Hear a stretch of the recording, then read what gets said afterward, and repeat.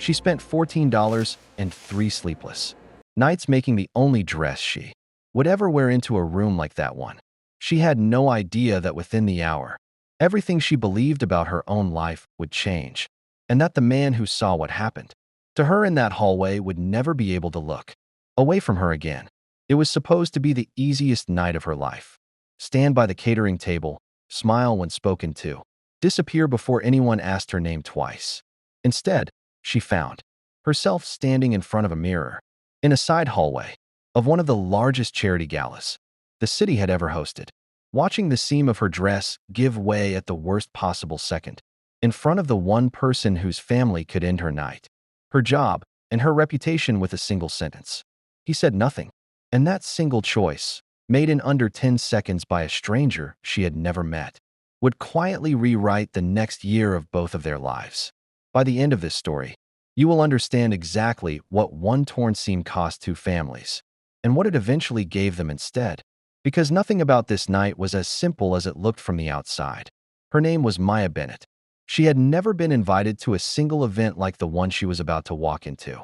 Never owned a dress that cost more than the one she made herself at 2 in the morning, and never once expected to be noticed by anyone in a room full of people worth more money than she would see in several lifetimes. So the real question worth asking is not how the seam tore.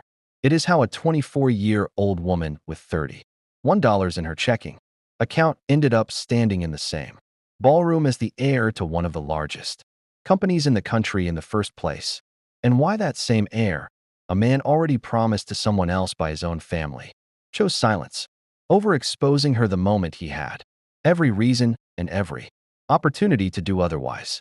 There is a second question hiding underneath the first one, and it is far more dangerous.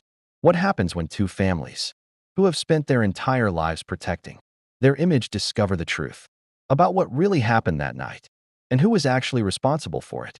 Before we dive deeper, let us know in the comments where you're watching from. We'd love to hear from you, and don't forget to hit that subscribe button so you never miss any of our upcoming videos. To understand how Maya Bennett ended up in that hallway, you have to understand what her life looked like before that night. She worked 2 jobs, one at a dry cleaner before sunrise and another at a fabric warehouse in the evenings. And most weeks the 2 paychecks combined barely covered rent, groceries, and the growing pile of medical bills that came with raising her younger brother, Tyler, on her own after their mother's health declined.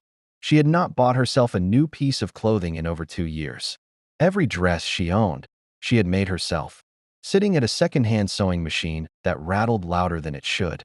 Late at night, after Tyler had gone to sleep, it was not just survival. It was the one part of her day that still felt like hers. The only place where her hands made something, instead of fixing something that was already broken. Tyler was 12, old enough to understand more about their situation than Maya wished he did, and young enough that she still tried to shield him from the parts he did not need to carry. Their mother had been diagnosed 3 years earlier with a condition that slowly took her strength before it took anything else, and by the time she passed, Maya had already stepped into the role of the only adult in Tyler's life, a role she had never auditioned for and never once resented out loud. She packed his lunches before her early shift, helped with homework after her late one, and told him, more times than she could count, that things were going to be fine, even on the nights she genuinely was not sure they would be. Maya's closest friend, Jasmine Reyes, worked catering for one of the largest event staffing companies in the city, the same company that had been hired to run the charity gala for Callaway Group that night. 2 days before the event, one of the scheduled hostesses dropped out, and Jasmine put Maya's name forward without asking permission first.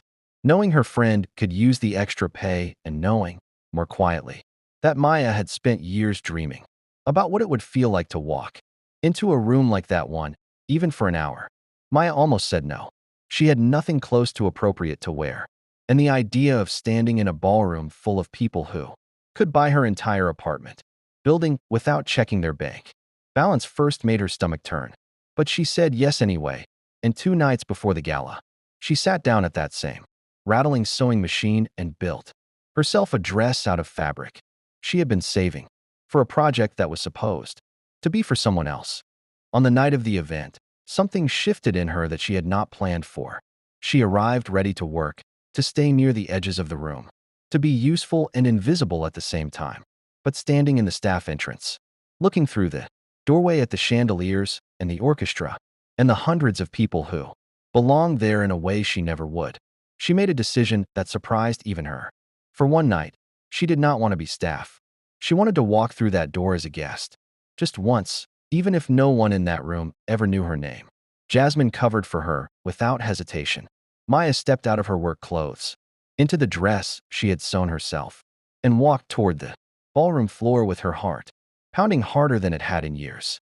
On the other side of that same ballroom stood a man who had spent his entire life being watched. Adrian Calloway was 28 years old, the only son and heir of one of the largest privately held companies in the country, and he had not made a single major decision about his own life without his mother's input since he was a teenager. His mother, Eleanor Calloway, had built her identity around protecting the family name, managing his schedule down to the hour, approving every public appearance, and quietly steering every relationship he had ever been allowed to have. The woman positioned to become his wife, Victoria Sterling, was the daughter of the company's largest business partner, and the engagement between them had far more to do with merging two fortunes than it did with anything either of them actually felt. The one person in Adrian's life who had never tried to control him was his grandfather, Walter Calloway, the man who had built the entire company from nothing, more than a single warehouse and a stubborn refusal to quit. Walter rarely said much at these events anymore, preferring to watch from the edges with a drink he never finished. But he had spent years quietly worried about his grandson. Adrian had been so carefully shaped into the role of heir that Walter sometimes wondered if there was anything left underneath it, any want or curiosity that belonged to Adrian alone rather than to the family name stitched into every decision he made. Walter had started the company at 23 with a single rented warehouse and 2 employees. He paid out of his own pocket before there was any guarantee he would ever see that money again. He had built every part of Calloway Group with his own hands, long before it became the kind of name that opened doors on its own, and he had watched, over the decades, as the company's success slowly replaced the family's instincts with something colder and more calculated. He did not regret what he had built. He regretted, more quietly, what it had cost the people who inherited it without ever having to fight for it themselves. Eleanor's own marriage to Adrian's father had been arranged with almost the same precision she now applied to her son's future, a partnership built around business interests long before it was ever built around affection. She had spent decades learning to mistake control for protection, certain that if she managed every variable carefully enough, she could spare her son the same quiet loneliness she had lived inside for most of her adult life. She rarely allowed herself to examine that logic too closely, because doing so meant admitting that the life she had built for herself was not one she would have chosen freely either. What almost no one at that gala understood, including Maya, was just how closely Eleanor's events team monitored every detail of nights like this one. Security, public relations staff, and a small army of assistants were trained to notice anything that could become a headline before it ever had the chance to become one. Watching guest lists, conversations, and even photographs taken from across the room. It was a level of attention most people in that ballroom never had to think about, because most people in that ballroom had grown up inside it. Maya had no idea any of this existed as she stepped onto the dance floor for the first time, smoothing down a dress she had finished sewing less than 48 hours earlier. She only knew that for the next few hours, she finally felt like she belonged somewhere beautiful. What she could not have known was that she had already caught the attention of the one person in that room being watched more closely than anyone else, a man who had spent his entire life surrounded by people and had never once felt as unguarded as he did the moment he first noticed her across the room. For the first hour, Maya did exactly what she had promised herself she would do. She stayed near the edges, accepted a single glass of champagne she barely touched, and avoided long conversations with anyone who might ask the kinds of questions she had no good answers for. She watched the room instead of joining it, studying the easy way people moved through conversations they had clearly had 100 times before, the practiced laughter, the way everyone seemed to already know everyone else. It was beautiful and exhausting at the same time, and more than once she found herself fighting the urge to slip back toward the staff entrance, where she actually belonged. At one point, reaching for water at a side table away from the crowd, she felt someone's attention land on her the way a hand might, and turned to find a man near the edge of the room watching her with an expression she could not quite place, somewhere between curiosity and recognition, as if he had been trying to figure out where he had seen her before and had not yet managed it. Neither of them said anything. He looked away first, and Maya told herself it meant nothing. The kind of glance that happened 100 times a night in a room full of strangers, even as some small part of her kept replaying it for longer than she meant to. Across the room, Victoria Sterling moved through the crowd with the same effortless precision she brought to every event like this one, greeting business partners by name, laughing at the right moments, standing just close enough to Adrian to remind anyone watching exactly where she fit into his future. She had done this so many times that it no longer required much thought. What did require her attention, almost against her will, was a woman near the edge of the dance floor wearing a deep green dress unlike anything Victoria had seen that season, simple in a way that somehow drew more glances than half the designer gowns in the room. Adrian, for his part, had already shaken more hands that night than he cared to count, moving through the obligatory rounds of conversation his mother had mapped out for him weeks in advance. He was good at this.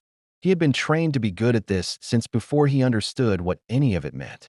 But somewhere underneath the practiced warmth, he had spent years feeling like a guest at his own life, present in every room without ever quite being in it. He noticed Maya the same way he noticed very little else that night, not because anyone pointed her out to him, but because she seemed to be the only person in the room who was not performing. It happened quickly, the way these things usually do. Victoria had noticed the way people's eyes followed Maya's dress as she crossed near the dance floor, and something tightened in her chest that she would never have admitted to anyone, not even herself. As their paths crossed near the edge of the room, Victoria's hand caught the fabric at Maya's side, just hard enough, just long enough, in a motion that looked to anyone watching like nothing more than two strangers brushing past each other in a crowded space. Maya felt the seam give beneath her fingers before she understood what had happened. She never saw who did it. She only felt the dress she had sewn herself with her own two hands begin to come apart in the middle of the most beautiful room she had ever stood in. Her first instinct was panic, quiet and immediate, the kind that comes from years of knowing exactly how little room she had for things to go wrong. She moved toward the nearest door that was not the main entrance, slipping into a narrow service hallway lit by a single overhead light, away from the music and the conversation, and the hundreds of eyes she was suddenly certain were about to turn toward her. She pressed her back against the wall, hands shaking as she tried to assess the damage, already running through every worst-case version of what happened next. Losing the job, being recognized as staff who never should have stepped onto that floor in the first place, becoming the story everyone whispered about for weeks. She was so focused on the torn seam that she did not hear the door open behind her. Adrian had stepped out of the ballroom for nothing more than a breath of air, tired of the noise and the performance, when he found her standing alone in the hallway with one hand pressed against her side and an expression he recognized immediately, because he had spent his whole life learning to read rooms for exactly this kind of fear. He could have said any number of things in that moment. He could have asked who let her in, whether she belonged on this side of the building at all, whether security needed to be called. Instead, he asked if she was all right, in a voice quiet enough that it barely reached past the two of them. Maya froze, certain this was the moment everything fell apart. But Adrian did not look at her the way she had braced herself for. He shrugged off his jacket without making a show of it and held it out to her, low enough that no one passing the hallway entrance would notice the gesture. He made a small, dry joke about the impossible engineering of formal wear, just enough to ease the tightness in her shoulders. And then he asked her name, not why she was hiding, not what had happened to her dress, simply who she was. It was such a small question, and it landed harder than anything else that had happened to her all night. She told him her name was Maya. He told her his was Adrian, as if there were any chance she did not already know exactly who he was.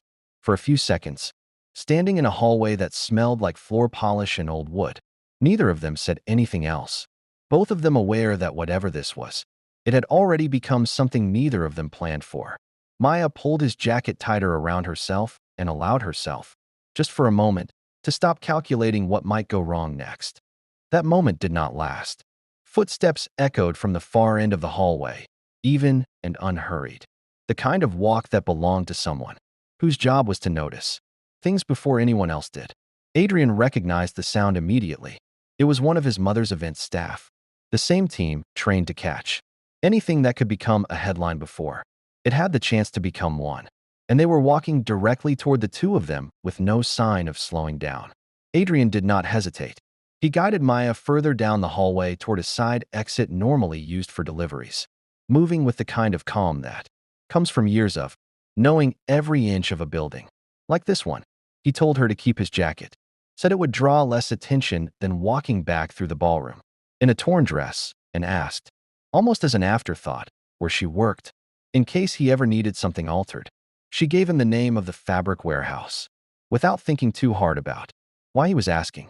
Within a minute, she was outside in the cool night air, alone, holding a stranger's jacket and trying to understand what had just happened to her entire evening. In the days that followed, Maya told herself the encounter had been nothing more than an unusual, mildly humiliating story to eventually laugh about with Jasmine.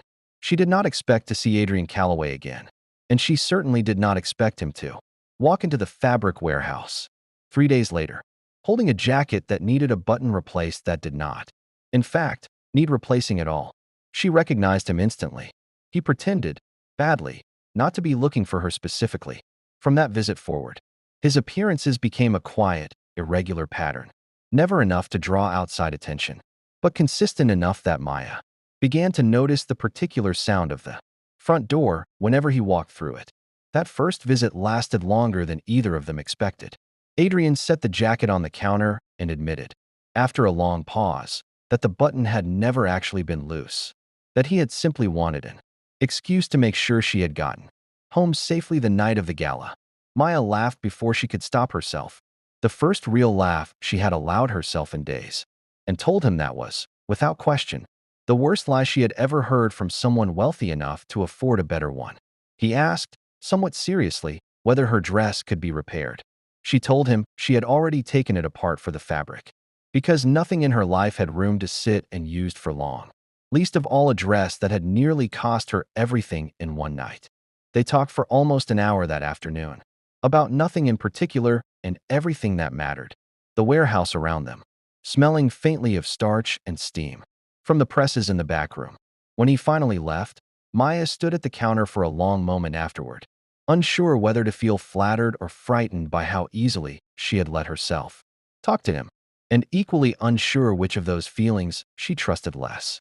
There was a storefront 2 blocks from the warehouse that had been sitting empty for over a year, a narrow space with good light and a front window Maya had imagined filling with her own designs more times than she would ever admit out loud.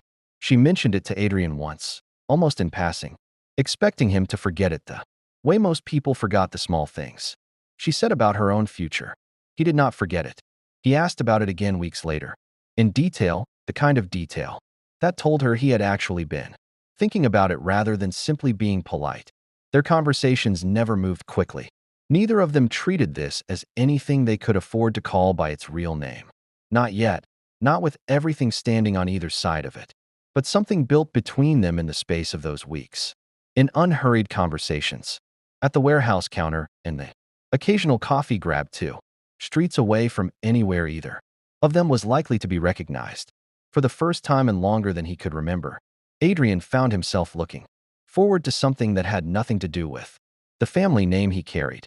Eleanor noticed the change in her son before she understood the cause of it. Adrian had always kept a predictable schedule, every appointment accounted for, every absence explained well in advance. Now there were gaps, short, unaccounted stretches of time that did not match anything on his calendar, and a distraction in him that she had not seen since he was a teenager still, figuring out who he was allowed to be. She said nothing directly. Not yet, but she began watching her son the way she watched everything else that might eventually become a problem for the family. She started with his driver, asking, in the same offhand tone she used for every other piece of household management. Whether Adrian had been making any unscheduled stops lately. The driver, loyal to Adrian rather than to her, gave her nothing useful, only a vague mention of a few errands near the warehouse district that did not seem worth following up on. Eleanor filed the answer away without comment, the way she filed away every small piece of information that might eventually matter, and decided to wait a little longer before deciding whether this required her direct involvement. Victoria noticed something too, though it took her longer to name it. She had spent years comfortable in the certainty that whatever Adrian felt or did not feel for her personally, their arrangement was secure, built on something far sturdier than affection. But there was a new quiet distance in him now, and a kind of contentment she did not recognize and had not put there herself. Rather than confront him directly, she began quietly asking questions of the people around him, the kind of careful, offhand questions that rarely raised suspicion on their own but added up quickly once someone started paying attention. Walter noticed the most and said the least. He had watched his grandson move through the family business with quiet competence for years, doing everything correctly and feeling almost nothing while he did it. The change in Adrian now was subtle but unmistakable to a man who had spent 8 decades learning to read people. A small return of curiosity, a flicker of something that looked almost like joy. Walter did not ask who or what had caused it. He had learned long ago that the rarest things in his family's life were the ones nobody tried to control, and he intended to let this one breathe for as long as it could. The two of them shared a quiet drink one evening at the house, and Walter asked, without any particular weight behind the question, whether Adrian had ever once chosen anything in his life purely because he wanted it, rather than because it was expected of him. Adrian did not have a quick answer.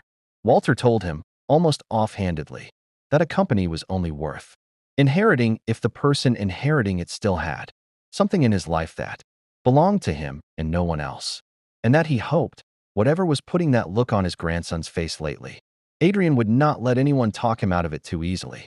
The first real complication arrived without warning, in the form of a blurry photograph published by a gossip website that covered the family the way some outlets covered royalty.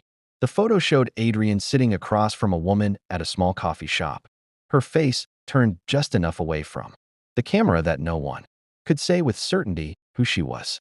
Online speculation moved fast, attaching names to the woman that had nothing to do with Maya, pulling in a completely unrelated acquaintance of Adrian's who happened to share a similar build and hair color.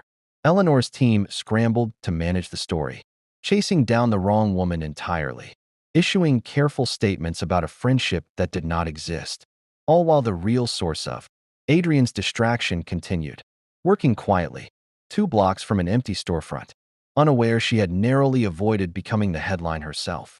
Victoria noticed something too, though it took her longer to name it.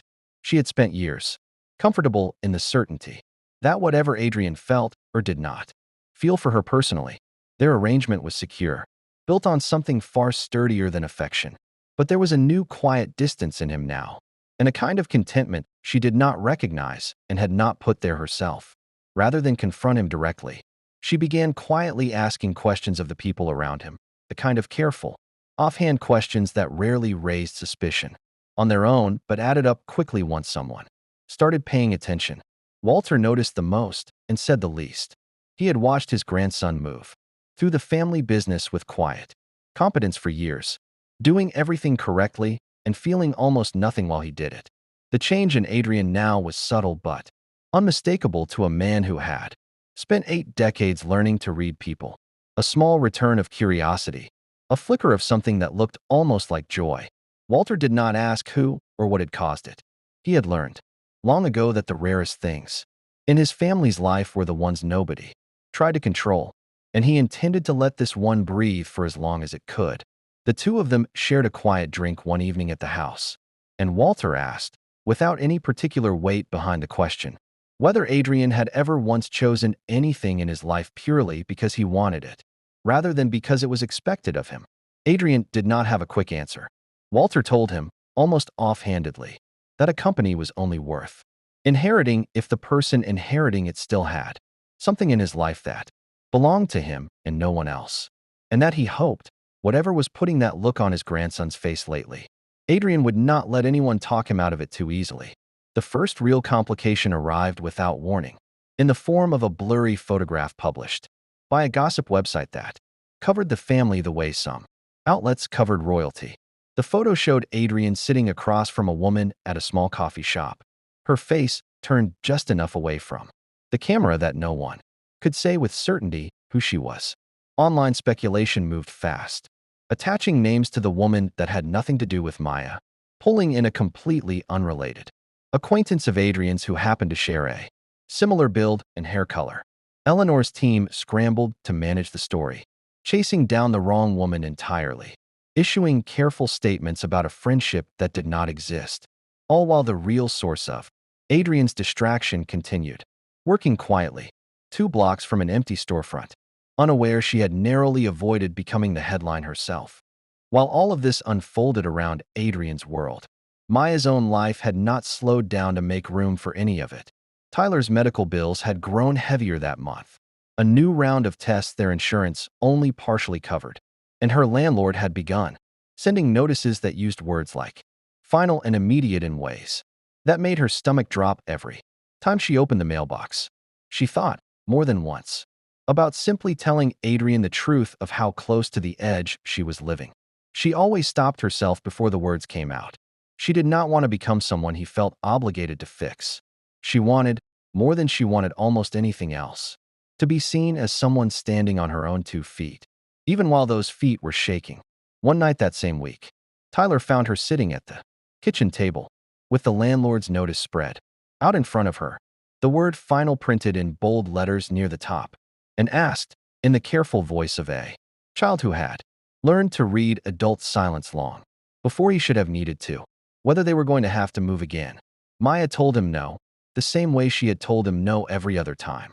She was not entirely certain it was true, and then sat with him until he fell asleep, doing the math in her head over and over, looking for a version of the numbers that worked without involving anyone outside the two of them.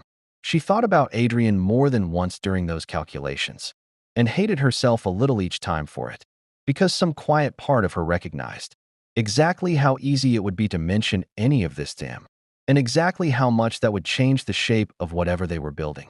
She did not want to be the woman who solved her problems by attaching herself to someone else's fortune. She wanted, whenever this ended, whichever way it ended, to know that she had built her own way out of it. It was outside that same empty storefront, on an ordinary afternoon, that Victoria finally found her. She did not raise her voice or cause a scene, choosing instead a tone so calm and pleasant that it took Maya several seconds to understand she had just been threatened. Victoria already knew her name, her What are job, and you exactly how she had ended up in that hallway weeks earlier.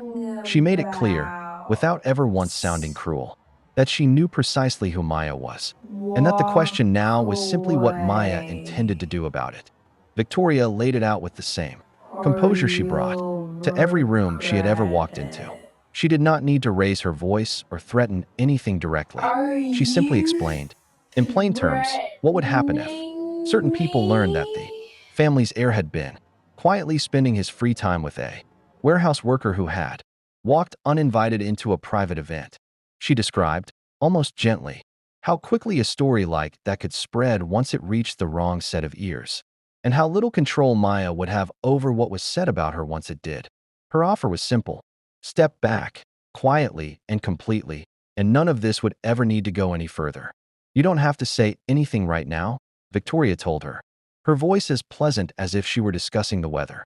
I just want you to think very carefully about what happens to your life once people start asking questions about how you ended up in that ballroom, and whether anyone who matters will bother asking how it happened before they decide what to think of you.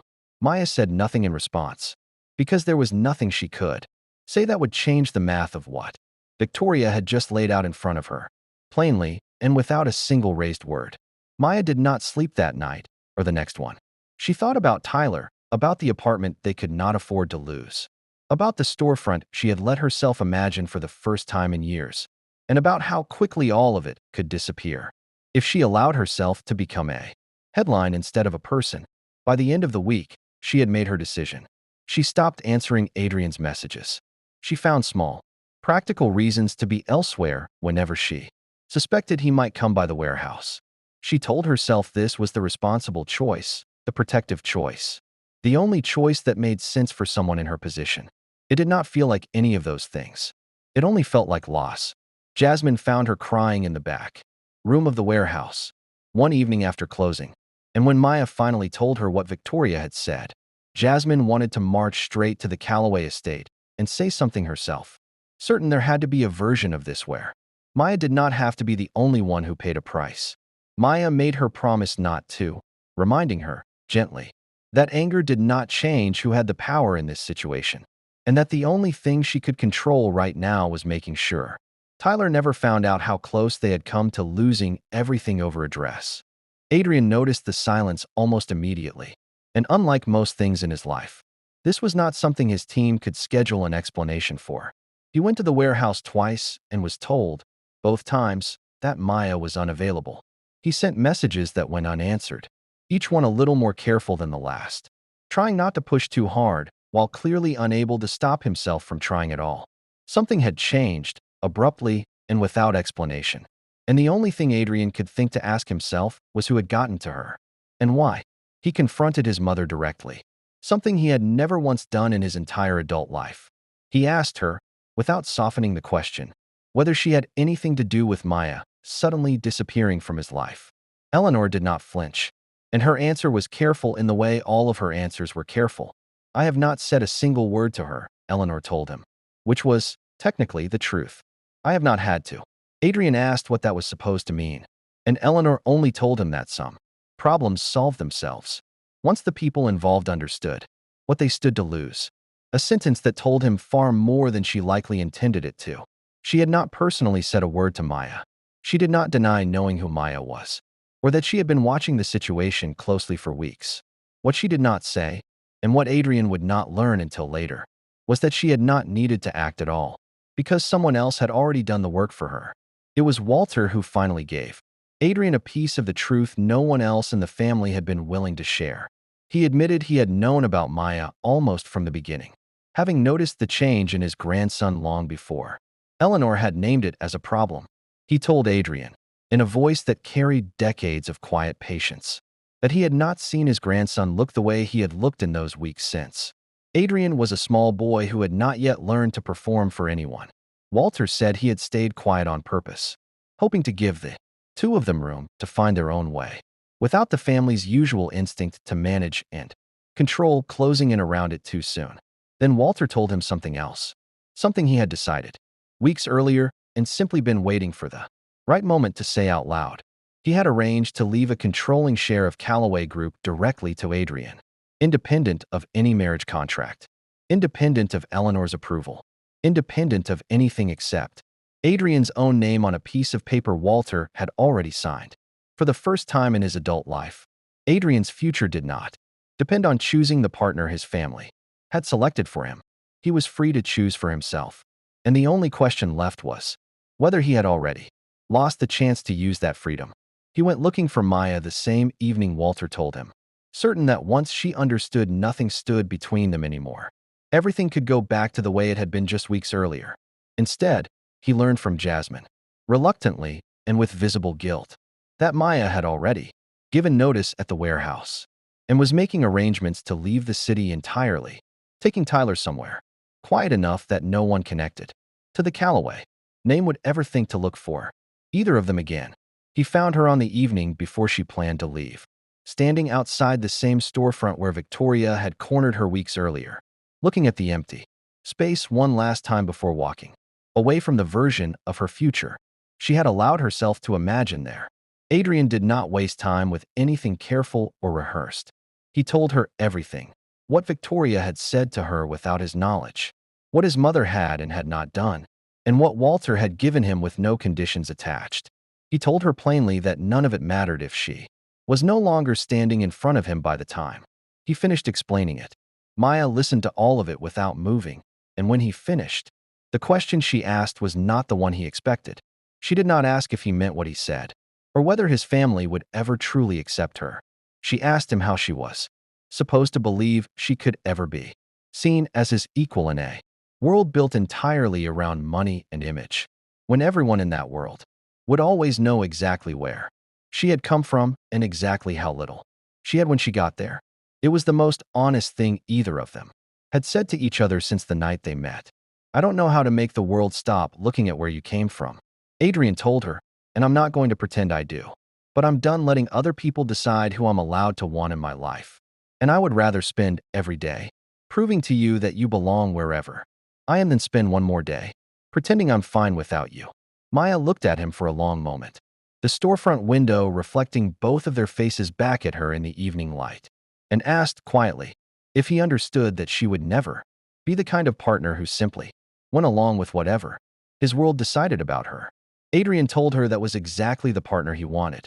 Adrian did not answer with reassurance, because he understood by now that reassurance was not what she needed.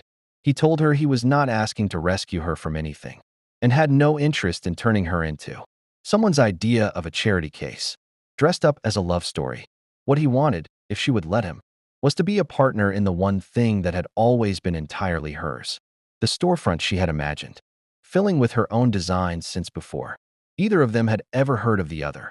Not as money solving her problem, their names on the same lease, her work on every rack, and whatever came next built by both of them, together, on terms she helped set herself. Eleanor learned of Walter's decision the same week Adrian made his choice clear, and for the first time and longer than she could remember, she found herself with no leverage left to use. She could continue fighting a battle that had already been decided without her, or she could finally look at her son as a person rather than an asset to be protected and positioned. It was not a graceful surrender. She said little, and what she did say was clipped and careful, but she stepped back from the engagement plans without forcing Adrian to fight her for it, which was, in its own quiet way, the closest thing to acceptance she had ever offered him. Victoria's exit from the story was quieter than anyone expected, including Victoria herself, with no leverage left to hold over Maya and no path back to the arrangement she had spent years assuming was secure. She chose to renegotiate the terms of her own future rather than continue fighting for an engagement that had never truly been about affection in the first place. She was not painted as purely the villain in the version of events that eventually settled into family history, because in many ways she had also been handed a future she never fully chose. And losing her grip on Adrian gave her, just as it gave him, room to decide what she actually wanted instead. Months later, the empty storefront no longer sat empty. Maya stood in the front window on opening night, surrounded by racks of clothing she had designed herself, watching people walk through a door she had once only imagined from the outside. Adrian stood beside her rather than in front of her, exactly the way he had promised he would. There was no torn seam to hide that night, and no one left either of them needed to answer to accept each other. It was a smaller room than the ballroom where this story began, but for the first time, it was a room that fully belonged to her.